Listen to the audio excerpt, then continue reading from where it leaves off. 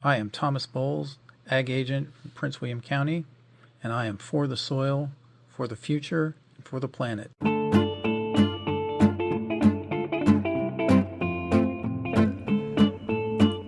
It is a distinct pleasure to welcome everyone to another episode of For the Soil, a Conversation. I'm your host, Jeff Ishii. Our co-host will join us in just a few moments along with our very special guest, and I'm just going to tease it now by saying she is a champion.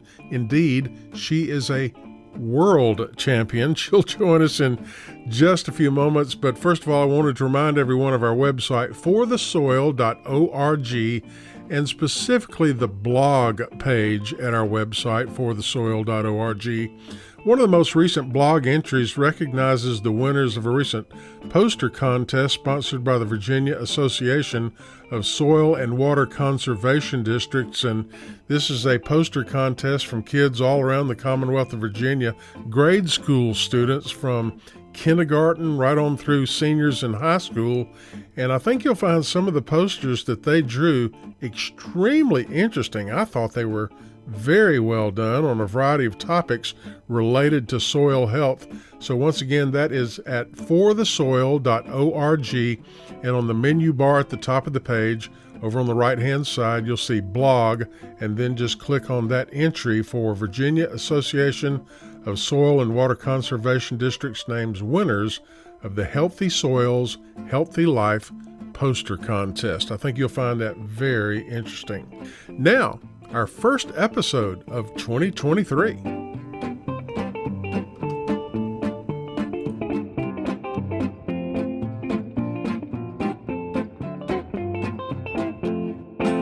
Welcome, everyone, to For the Soil, a Conversation. I'm your host, Jeff Ishii, and joining us today, Mr. Eric Benfelt with Virginia Cooperative Extension, Community Viability. Mary is not able to join us today, but she will join us in future episodes.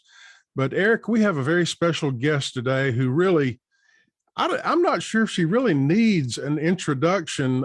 Claire, I Googled your name, just your first name, and the term soil judge, and Google spat back thousands of entries, Clare, soil judge. So you don't really need a whole lot of introduction.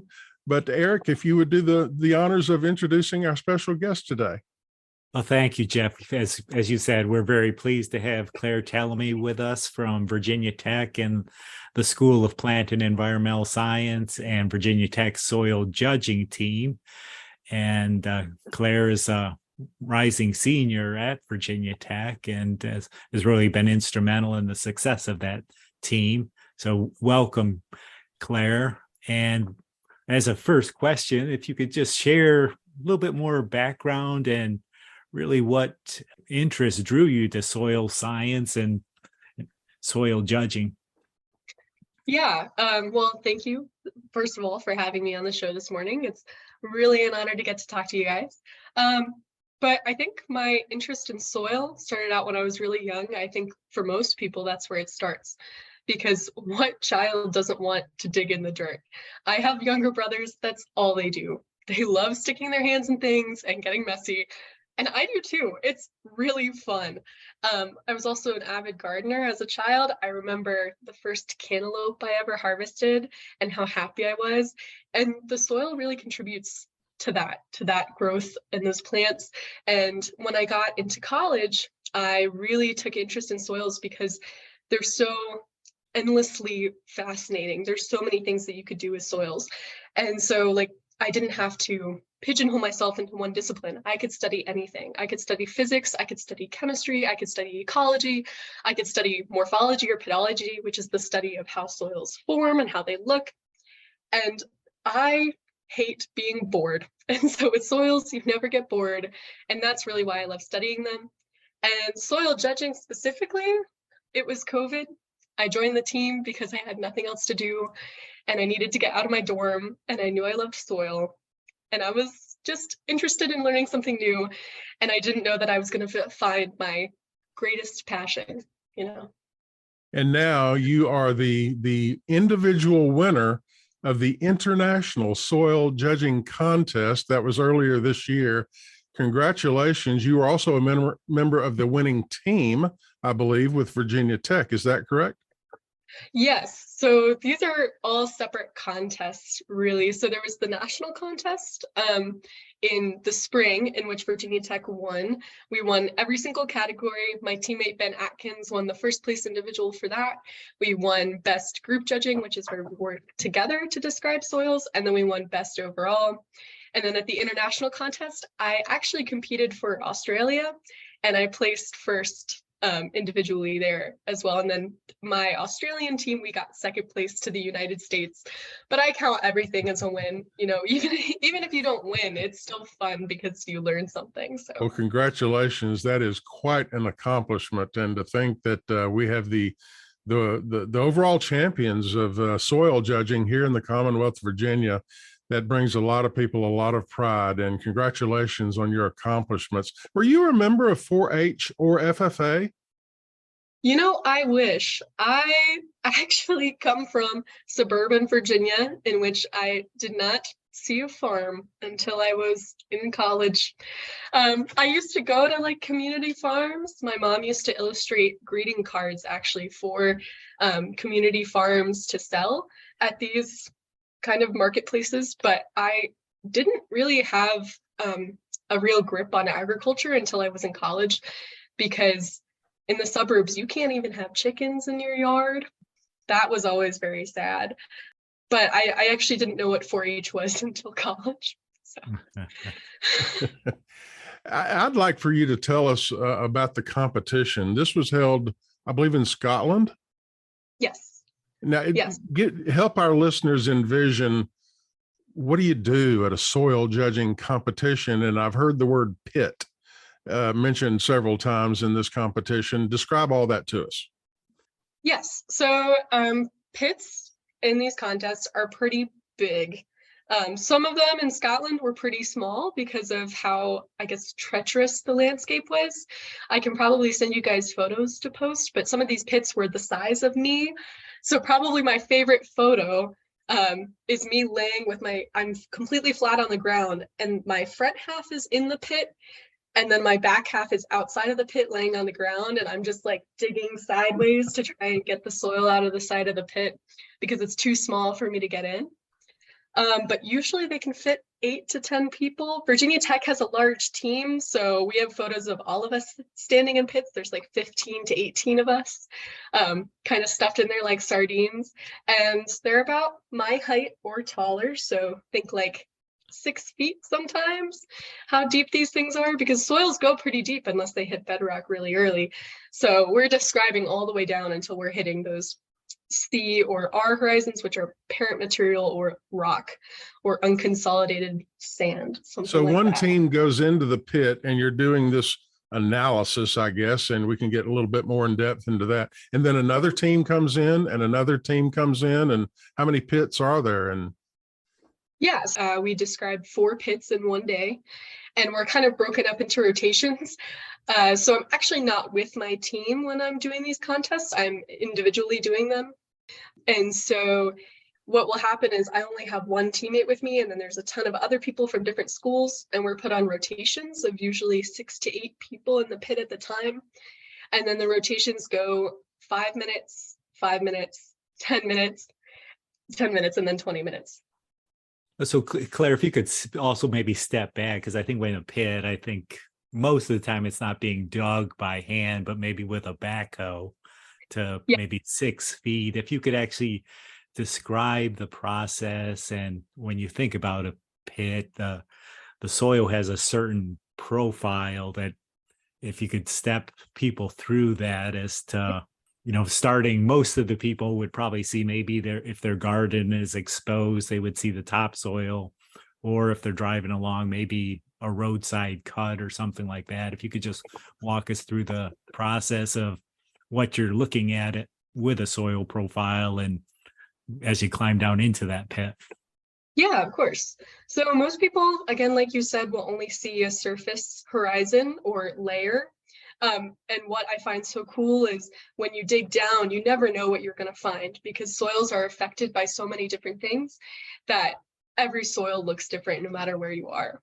So these pits for Virginia Tech, sometimes when we're on campus, we'll dig pits by hand. But for contests, to get pits that are 6 feet deep and 4 feet wide and big enough to fit people, those are dug with backhoes. And so that heavy machinery costs a lot of money. So we don't usually have backhoe pits for practice, but for contests we do. And it's just like, you see a bulldozer just swipe through the earth and just like take out a huge chunk. And then what soil scientists do is we go in and we kind of clean off the pit face or the cross section to make sure that there's no smearing from the backhoe, that there's nothing like obscuring how the soil looks. And then we go in and delineate kind of where those layers are, or we look at where certain physical or chemical properties are changing with depth. And then those are called soil horizons. And so typically those are delineated or separated out by structure, color, or texture. And soil texture is, think like sandy soil or clayey soil. And so that's how we're kind of separating those out. And then we can use those layers to then describe the species of soil, is the best way to think about it. There's a whole soil taxonomy, or how the US names soil, but really you're thinking like species, genus, order, like if you're identifying a plant. We're doing that, but with soil. Let me ask a farmer question, and I'm going to pose this as if I were a farmer. I'm not a farmer, but if I were a Virginia soybean grower in central Virginia, and I wanted to learn more about my soil profile, and I have a backhoe, I could dig a pit. What am I looking for, and what would be the ideal profile for growing a rotation of field crops like soybeans and corn and small grains? What would be the ideal profile? Yeah, so first of all, you don't always need a backhoe to identify your soil type. You can always go on a web soil survey and look at kind of what soil scientists have already decided your soil type is. And then I think usually in Virginia, we have pretty hardy soils for growing row crops. Our dominant soil order is altisols, or think like kind of that orange, red, typical southeastern soil. It's pretty leached, so we do have to add a lot of fertilizer, but usually it holds a lot of water, and it's pretty deep. So that's pretty important for deeply rooted crops. I wouldn't say there's lots of bad soils for growing crops in Virginia. I don't think you would be looking for anything specific unless you're on a mountainside where you have really shallow to bedrock soils. That's not ideal. Obviously in Appalachia, we have a lot of stuff in forest, and that's why, because we have such shallow soils. And then on the coastal plain, you have really deep sands. So sometimes that can be a problem. And you can also have problems with water, flooding and things like that in the coastal plain.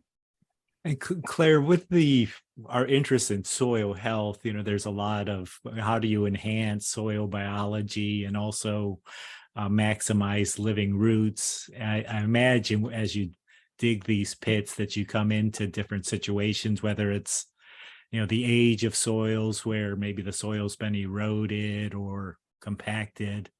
And I know you've probably traveled around Virginia looking at different soils, but what can you tell us about the importance of biology and rooting depth of when a profile is pretty accessible for plants? Yeah, so you can, I am of the, I guess, house of thought that there's no bad soil. When you're soil judging, you're not really looking for bad or good soil, as a lot of people would think. You're just looking for soil and trying to identify it and look at its properties. But I've seen a lot of soils. Recently, we were in South Carolina. There was a clay soil, just clay all the way to the surface, which is really bad for rooting plants because you're not getting that granular structure at the top where roots can really have access to water and nutrients. You're not getting that dark color caused by organic matter. And so those are things that when we're looking for A horizons or surface horizons, that's what identifies them. And so they're dark, they're soft, they're, what you really think of when you think of earth, or like you hold it in your hands and it's nice to feel. So a lot of times in agricultural lands, we're not getting those types of really nice, healthy A horizons. We're getting truncated soils from erosion. we're getting highly leached soils, we're getting pale soils, and that's usually because of just really consistent cultivation. And like you said, covering your soil does so much for an A horizon or a surface horizon, because it really adds that organic matter to make it nice and dark. It adds more roots. So I think most of the time in agricultural lands, we're really not seeing healthy A horizons, you could say. We're talking today with Clare Tallamy. She is the individual winner of the International Soil Judging Contest in 2022. She is a senior in environmental sciences at Virginia Tech in Blacksburg. And just a couple of minutes remaining, Clare, talk a little bit about the team, about your coaches, and who they are and how they inspired you to achieve what you have. Yeah, so we have two coaches, Dr. John Galbraith, he's a professor here at Virginia Tech, and then Jacqueline Fiola, Dr. Jacqueline Fiola, she just recently defended and got her doctorate in soil science here at Virginia Tech. And I think they both have inspired me so much. I think they had so much faith in me when I first started out and really showed me what I could really do. And Jacqueline especially has been so instrumental in me, wanting to go get my PhD, wanting to continue soil science. She has supported me in so many ways. And so is Dr. Galbraith. I mean, I look at them as like my parents when I'm not at home, because we just spend so much time together. And yeah, and my teammates, we're just best friends, honestly. Sorry, there's a lawnmower. That's all right. Because we spend so much time together, I think you're kind of forced to be friends, or some kind of weird family, just like a really weird family. Well, once again, on behalf of all of us here at For the Soil, a conversation, and I think I speak for the agriculture, horticulture community as a whole, we're certainly proud of what you and your team have accomplished. And we're really pleased to know that the soil judging champions of the world are Virginians. That makes us a lot of us really happy. Unfortunately, our time is up. And Eric, I want to thank you for joining us today, and also Clare Tallamy, the individual winner of the International Soil Judging Contest and a senior in environmental sciences at Virginia Tech in Blacksburg. Thank you both for joining us. Thank you, Jeff. Thank Thank you, Clare. For the Soil, a conversation is made possible with funding support from the National Fish and Wildlife Foundation and the Agua Fund. Other partners include the U.S. Department of Agriculture's Natural Resources Conservation Service, Virginia Cooperative Extension, Virginia State University, Virginia Department of Conservation and Recreation, and partners of the Virginia Soil Health Coalition. Views expressed on this podcast are those of each individual guest. To download a copy of this or any other episode, visit the website forthesoil.org. If you have a specific question about soil health, just call your local extension office, your local USDA service center, or a Soil and Water Conservation District office. Music used during today's program was provided courtesy of Jackson F. Smith. All rights reserved. For the Soil, a conversation is produced by On the Farm Radio in collaboration with Virginia Tech. I'm your host, Jeff Ishii.